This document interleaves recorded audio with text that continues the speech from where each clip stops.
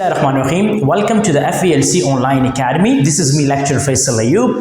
Last session में हम लोगों ने पढ़ा था रैम के बारे में, रोम के बारे में और उसके टाइप्स मैंने डिटेल से डिस्कस किए। ठीक है, आज की सेशन में हम सीखेंगे कि डिफ्रेंसिएशंस को हम सीखें, क्योंकि डिफ्रेंसिएशन बहुत इंपॉर्टेंट पॉइंट है, अक्सर पेपर में क्वेश्चन भी आते हैं। ठीक है, सो डिफ्रेंसिएशन बिटवीन रैम एंड रोम पढ़ेंगे और इसके बाद एस रैम और डी रैम जो लास्ट सेशन में मैं पढ़ा चुका हूँ, और इसके अलावा पी रोम और ई पी रोम वगैरह वगैरह इसके बारे में डिफ्रेंसिएशंस पढ़ेंगे। ठीक है, सो चलते अपने टॉपिक की तरफ। फर्स्ट पॉइंट मैंने राइट किया है, वो है रैम एंड रोम, यानी डिफरेंस बिटवीन रैम एंड रोम। अब रैम और रोम के दरमियान में क्या फ़र्क है, इसको मैंने लास्ट सेशन में डिटेल से एक्सप्लेन भी किया है कि रैम क्या चीज़ है, रोम क्या चीज़ है, रीड ओनली मेमोरी और इसके अलावा जो है रैंडम एक्सेस मेमोरी। ठीक है, इन दोनों में फ़र्क क्या है। पॉइंट नंबर 1 ये है कि आपके साथ जो रैम पाया जाता है ये टेम्पररी मेमोरी है।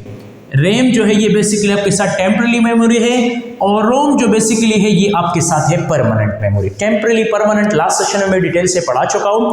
टेम्पररी का मतलब ये होता है कि रैम के अंदर जितना भी डेटा होता है वो ड्यूरिंग द एग्जीक्यूशन ही ये स्टोर करता है। ठीक है, और जो रोम के अंदर होता है ये मैन्युफैक्चर आता है, इसके अंदर आप डिलीशन या इंसर्शन नहीं कर सकते। अच्छा, पॉइंट नंबर 2, रैम जो है आपकी डेटा को स्टोर करता है बोथ, यानी रीड राइट दोनों एबिलिटी इसमें है। यानी मतलब यह है कि ये डेटा को रीड भी कर सकता है और राइट भी कर सकता है, और आप इसको चेंज भी कर सकते हो या इससे डेटा इरेज भी हो सकता है। यानी मतलब आपकी जो रैम के अंदर डेटा स्टोर होता है वो रीड राइट दोनों होता है, और इसके अलावा ये डेटा जो है ये आरजी होता है, ये चेंज भी होता है, डिलीटेड भी होता है, ये रीड राइट दोनों एबिलिटीज को भी परफॉर्म करता है। लेकिन रोम में ये एबिलिटी नहीं है। रोम के अंदर जितनी भी इंस्ट्रक्शंस है वो सारे इंस्ट्रक्शंस हम ओनली रीड कर सकते हैं, लेकिन इसके अंदर हम किसी किस्म की चेंजिंग या डिलीशन नहीं कर सकते, क्योंकि मैंने पहले बताया रोम जो है ये बेसिकली मैन्युफैक्चरर है, ये कंपनी से बिल्डर आता है, लिहाजा इसके अंदर जितनी भी इंस्ट्रक्शन होते हैं वो सब परमानेंट होते हैं। ठीक है, अच्छा, पॉइंट नंबर 3, इंस्ट्रक्शंस आपकी रैम के अंदर क्या होता है वो कंटिन्यूसली चेंज होता है, या जितने प्रोग्राम्स होते हैं उसके कंटिन्यूसली उसके अंदर चेंजिंग आता है। यानी डेटा प्रोसेसिंग में आपका जो एग्जीक्यूशन होता है, आपकी प्रोग्राम्स उसमें कंटिन्यूसली चेंज होता है। रैम के अंदर जितनी भी इंस्ट्रक्शंस होते हैं, प्रोग्राम्स होते हैं, वो चेंज होता है। यानी मतलब चेंजिंग का मतलब क्या होता है, फॉर एग्जांपल एक इंस्ट्रक्शन आया, प्रोसेस हो गया, वो चला गया, दूसरा इंस्ट्रक्शन आया, वो खत्म हो गया, न्यू इंस्ट्रक्शन राइट हो गया, तो प्रॉपर तरतीब से इसी तरह कंटिन्यूस फॉर्म में जो है इसके अंदर इंस्ट्रक्शन आते जाते। ठीक है, लेकिन याद रखें कि इसके अंदर न्यू इंफॉर्मेशन या इंस्ट्रक्शन की पॉसिबिलिटी नहीं है, लेकिन हमेशा याद रखें कि इसके अंदर जो इंस्ट्रक्शन इंफॉर्मेशन होते हैं वो बिल्ट इन होते हैं, इसके अंदर जो है आप किसी किस्म की चेंजिंग नहीं कर सकते। तो इसी वजह से इसको हम नॉन वोलेटाइल मेमोरी के नाम से भी जानते हैं। यानी इसके अंदर जितने इंस्ट्रक्शंस होते हैं वो परमानेंट होते हैं, वो चेंजेबल नहीं होते। ठीक है, अच्छा, पॉइंट नंबर 4, अब ये बहुत इंपॉर्टेंट पॉइंट है। जब आपकी कंप्यूटर ऑन होता है इसके अंदर सारा इंस्ट्रक्शन स्टोर हो जाता है, लेकिन जब आपके साथ रैम के अंदर, अब रैम जो आपकी कंप्यूटर में लगा हुआ है, जब आपके साथ कंप्यूटर ऑफ हो जाता है तो जितनी भी प्रोग्राम्स या डेटा इसके अंदर स्टोर हो जाते हैं वो सब इरेज हो जाता है रैम से। यानी मैंने कहने का मकसद ये है कि रैम जो है ये आपके साथ पावर रिफ्रेश है। मेरे कहने का मकसद ये है कि इसके अंदर जितनी भी इंस्ट्रक्शन स्टोर होते हैं वो ड्यूरिंग द एग्जीक्यूशन, यानी कंप्यूटर जब ऑन होता है इसके अंदर सारे इंस्ट्रक्शन स्टोर होता है। कंप्यूटर से पावर ख़त्म हो गया तो इसके अंदर जितने भी इंस्ट्रक्शन है वो सब लॉस हो जाते हैं, और आपका रैम जो है वो क्या हो जाता है, वो एम्प्टी रह जाता है। तो इसी वजह से इसको हम कहते हैं नॉन वोलेटाइल मेमोरी। इसको हम नॉन वोलेटाइल मेमोरी के नाम से भी जानते हैं। ठीक है, सॉरी, ये आपके साथ वोलेटाइल मेमोरी है। वोलेटाइल मेमोरी मतलब कि इसके अंदर डेटा कंटिन्यूसली चेंज होता है। ठीक है, अच्छा, पॉइंट नंबर 4 में ये है कि इसके अंदर जितने भी डेटा या इंस्ट्रक्शन होते हैं वो टर्न ऑन ऑफ से इसका कोई ताल्लुक नहीं है। इसके अंदर डेटा या इंस्ट्रक्शन जो है वो परमानेंटली स्टोर होता है, और अगर आपकी कंप्यूटर 1000 बार भी ऑन ऑफ हो जाए तो इससे डेटा लॉस नहीं होता। इसी वजह से इसको हम नॉन वोलेटाइल के नाम से जानते हैं। यानी इसके अंदर कंटिन्यूसली डेटा चेंज नहीं होता, इसके अंदर जो इन्फॉर्मेशन स्टोर होते हैं वो परमानेंट स्टोर होते हैं, वो बार बार जो है वो चेंज नहीं होते। ठीक है, अच्छा, लास्ट पॉइंट, जो इंस्ट्रक्शंस आपकी रैम में स्टोर होता है वो ड्यूरिंग द एग्जीक्यूशन टाइम होता है। यानी एग्जीक्यूशन टाइम ये क्या करता है, ये डिफरेंट इंस्ट्रक्शंस को जो है वो रैम के अंदर राइट करता है।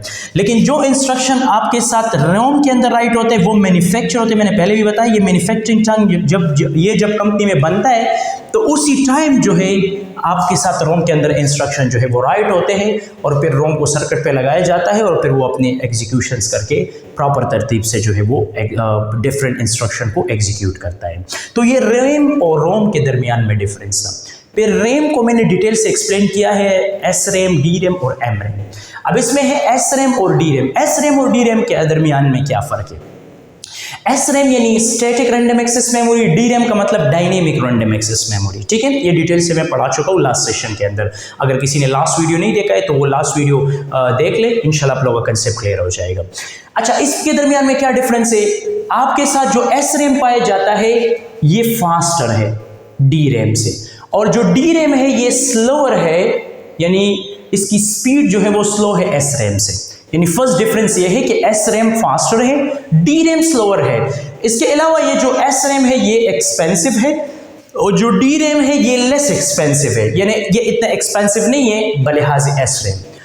इसके लिए जो है पावर रिफ्रेश की कोई ज़रूरत नहीं होता। यानी मतलब क्या है कि आप जो है इसको बार बार रिफ्रेश करने की कोई ज़रूरत नहीं होता, ये आपकी डेटा को प्रॉपर तरतीब से स्टोर करता है, इसके लिए पावर रिफ्रेश की कोई ज़रूरत नहीं होता। लेकिन इसको आप बार बार रिफ्रेश करेंगे क्योंकि इसमें आपका डेटा जो है वो स्टोर होता है, नया डेटा आता है, ओल्ड डेटा जाता है, एक प्रॉपर तरतीब से जो है वो आपकी इंस्ट्रक्शन इसमें स्टोर होता है। ठीक है, तो जो भी इंस्ट्रक्शन ये रीड करता है, जो भी ऑपरेशन ये रीड करता है, आफ्टर द रीड ऑपरेशंस फिर आप उसको रिफ्रेश करेंगे, नया इंस्ट्रक्शन आएगा, ओल्ड इंस्ट्रक्शन जो है वो रिमूव होगा। ठीक है।